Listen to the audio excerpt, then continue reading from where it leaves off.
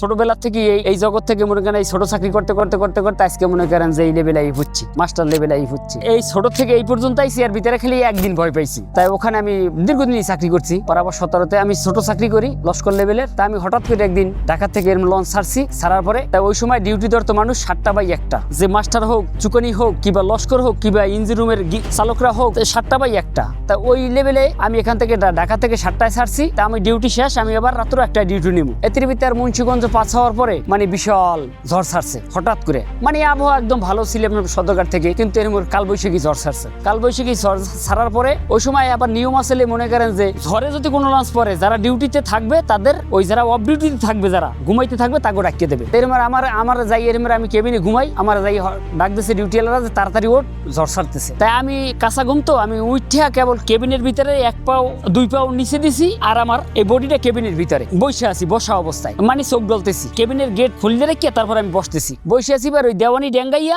মানে রুলিং উঠছে একবারে নিচতলায়, ওই ইঞ্জিন রুমের পিছনে কেবিন ছিল নিচতলায়। তাই দেওয়ানি গড়িয়া যে তুবন উঠছে, তুবন ওঠার পরে আমার এই মনে করেন যে ভিতরে ওই তুবনে ঠেলিয়ে ভিতরে নিয়ে পিছনের মানে বেড়ার সাথে ঠেকাইছে, রুমের ভিতরে ঢুকে ফেলাইছে পানির ইতে কারেন্টে। ব্যথা পাইছি, ব্যথা পাওয়ার পর ওই সময় ব্যথা অনুভব করতেছি না, তখন এখানে যে পানি গেছে আমি তারপরে একটা সিদ্ধান্ত করলাম যে তাড়াতাড়ি এখানে থাকা যাবে না। আমি ওখান থেকে বাইরে অলরেডি আমি জাহাজ চলতেছে, আমি পিছনে যাইয়া দাঁড়াইছি। লঞ্চ আপনার মনে করেন দোলতেছে, মানে হেভি রুলিং হইতেছে। মানুষজন ছিল দোতলায়, ওরা আর কি ওই দোতলা থেকে বয়া নিয়ে অলরেডি লাভ দেওয়া শুরু করছে। মানে 2জন না 3জন অলরেডি পড়ে গেছে।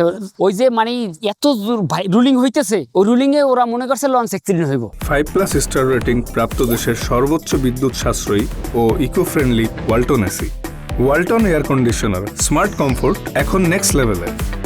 ওই মানুষ এমন ভয় পাইছে, এমন দোলা দুলতেছে, মানুষ মনে করছে যে লঞ্চ যে কোনো সময়তে অ্যাক্সিডেন্ট হইতে পারে। আমি যে স্টাফ, আমি তো ভয় পেয়ে গেছি, আমি ভয় পেয়ে গেছি। যেখানে মনে করেন যে আমাদের ডিউটি আসলে মনে করেন যে যদি কোনো ঝড় ছাড়তে আমাদের মাস্টারের অর্ডার ছিল যে দোনো সাইডের পর্দা জাগাই দেওয়ার, দোতলা হোক নিচতলা হোক, আমাদের পর্দা জাগানোর ডিউটি ছিল। তখনই আমি ভয় পেয়ে গেছি, আমি স্টাফ হইয়া আমি তখন পর্দা জাগা মুখে আগে নিজের যান বাঁচান খরচ, পরিবেশ খারাপ হয়ে গেছে। তখন আমি পিছনে যাইয়া ওই সুকনের শ্যাপটা ধরে আমি দাঁড়াইছি।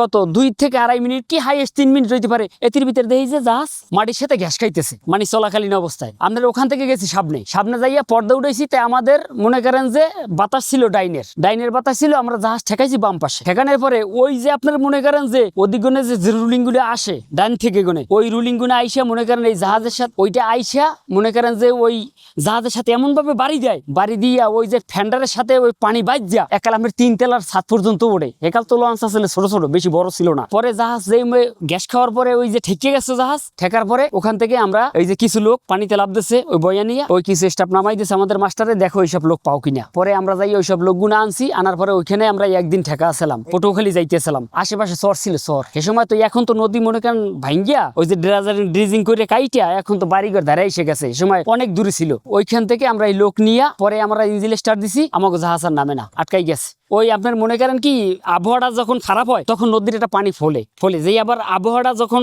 শান্ত হয়ে যায় ওই পানিটা আবার নেমে যায়, তখন জাহাজটা আমাদের আটকাই গেছে। সোজা কথা, আপনি এখানে আপনি এভাবে দাঁড়াইতে পারতেন না, উড়ে নিয়ে যায়। আপনি দাঁড়াইলে ওই যে রেলিং আছে না, ওগুলো ধরে আপনি দাঁড়ানো লাগতো না, উড়ে নিয়ে যাইতো ঝড়ে। পরে একদিন পরে আমার কোম্পানির একটা জাহাজ আসলে ঢাকায় আইসা লোক নামাইয়ে দিয়ে তারপরে মনে করেন যে আমাকে যাইয়া এবার টানিয়ে নামাইয়া দেয়, তারপর আমরা পটুয়াখালী যাই।